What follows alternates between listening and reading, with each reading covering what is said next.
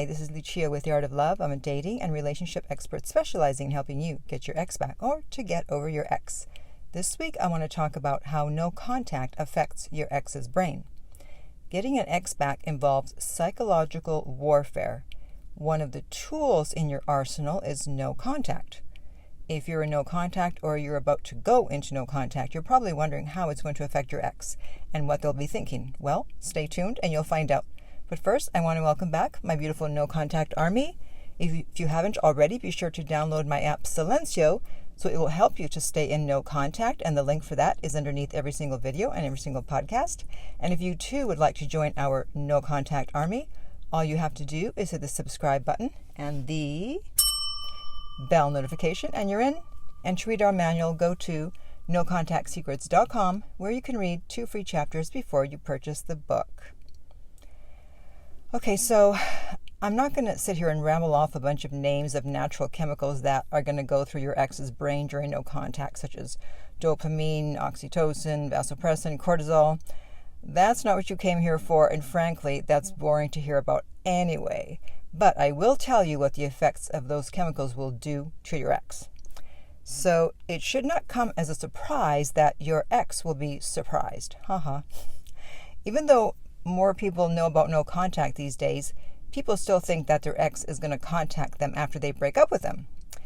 They don't realize immediately that their ex is actually in no contact. So just by being unpredictable, your ex starts to think about you and wonder what is going on. They had some idea in their mind of how the breakup was going to play out, and when you throw them a curveball by not contacting them, they can't help but think about you more than they would if you were constantly contacting them. They didn't get the ego stroke they thought they were going to get, and they're going to question their worth to you. Maybe they didn't mean as much to you as they thought they did, if you're not even willing to chase them after being dumped. Now, by quickly shutting down all communication with your ex, you are going to force them to feel the effects of the breakup cold turkey. Humans do not usually like to take a cold turkey approach to anything. That's why people will take their time and slowly stop smoking, or slowly change their diet, or slowly drink less. So the thought of immediately cutting something off that they were used to is not very appealing. And of course, this also applies to relationships. They thought that they would be able to reach out to you if they were missing you, or just have a chat once in a while. They thought they could slowly ease into learning to live without you, and they would slowly fade you out of their life. So when they realize that's no longer possible, they will feel the full repercussion of their decision to break up with you, and as well they should. No contact will also make your ex curious, and everyone loves a good mystery, right? By going quiet, and especially if you don't answer breadcrumbs, they'll wonder what's going on all of a sudden. 1 minute you're saying you don't want the breakup and you're begging for them back, and next you're nowhere to be found. Don't underestimate the power of mystery when you're trying to get your ex back. It is a great ally. And you can still create mystery if you have to somehow be in contact with your ex because of work or kids or whatever. As long as you don't talk about the relationship or walk around with those sad puppy dog eyes. Do not do that. You can still be mysterious when you're in when you are in contact with your ex. And just as you are feeling a sense of urgency and panic because you don't know what's going on with your ex, they will eventually start to feel the same way, because once they get past the relief stage and they notice you're not contacting them, they're going to start to get worried. So don't delay them getting out of the relief stage by being there for them or responding to any little breadcrumb they throw your way. They're going to be thinking of the worst case scenarios. You've quickly moved on, you already had someone else, you weren't that interested, and they will get in touch with you sooner rather than later. And if you are finding this information helpful, please give this video a like in order to help our friend, the YouTube algorithm, to recommend it to other people. Thank you. Now, another effect of no contact is that they will miss you sooner rather than later. They can't miss you if you're not gone. And by doing no contact, you will definitely be gone. Or at least that's how it will appear. People think that no contact will make it easier for the ex to move on. But as usual, in romantic relationships, it's counterintuitive. It will actually make it more difficult for them to move on in many cases. One of my clients recently asked me if there was anything else he could do besides no contact. And this question always makes me laugh. It's like, are you kidding me? I'm giving you the biggest weapon you have to get your ex back, and now you're asking for literally a smaller weapon? I'm giving you the atom bomb, and that's not enough? Okay, fine. Here's a stick you can go and use, okay? No contact is the best thing that you can do.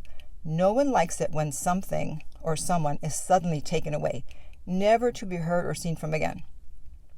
They thought they were going to control the pace at which you exited their life, and now they realize they were wrong. And it's going to force them to wonder if they made the right decision, since they're missing you so much. The sudden loss may make them change their mind and ask for another chance. Now, at some point, fear is going to enter the picture. It has finally dawned on them that you will not be contacting them, that you're strong enough to stay away from them no matter how much you didn't want the breakup, how much you begged them not to break up with you, how much you like them or love them, and they're afraid that they've lost you for good. If they change their mind, they're afraid that you won't take them back. And if they contact you, they're afraid that you may not even respond. They thought the final chapter of the story was going to be that they were going to break up with you and you would always be pining for them. The end. But you just added another chapter when they were about to close the book. You're acting more valuable than they thought you were, so they're going to wonder if they underestimated your value and overestimated their own. And this is the point at which most people will take action, because people will do more to avoid pain than to gain pleasure. And if they fear that you're no longer interested or that you've moved on, and they are not 100% sure about the breakup, and most people aren't, this is when you'll hear from them. Woohoo!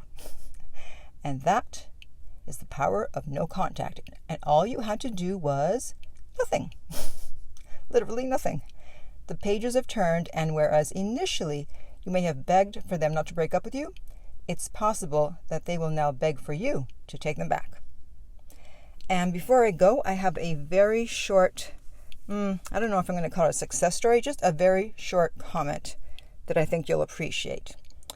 And he says, I bumped into my ex-wife 12 years after she walked out and divorced me. We talked about 15 minutes. As I was about to leave and say goodbye, my ex grabbed my arm and told me, Arnie, it was me, not you. I just wasn't cut out to be a wife. I'm so sorry I left and broke your heart. Then we both kissed. I told her I forgave her a long time ago. Then I hugged her for the last time and waved goodbye. Never saw her again after that. For the first time, I felt the last chapter in a novel. Speaking of last chapters. So I think that's helpful for people who they didn't do anything to deserve the breakup. And for some reason, the person just could not be in the relationship. And they blamed themselves. And meanwhile, as this ex-wife admitted, she didn't want to be a wife. Don't know why she got married, but okay. So hopefully this will help someone. And in the meantime, if you would like my help to get your ex back, you can contact me at theartoflove.net, and we will send you the rates. The direct link is below every single video and podcast. If you found this video helpful, please like, subscribe, and share. If you're listening to this as a podcast, please rate and review. And finally, remember that love inspires, empowers, uplifts, and enlightens.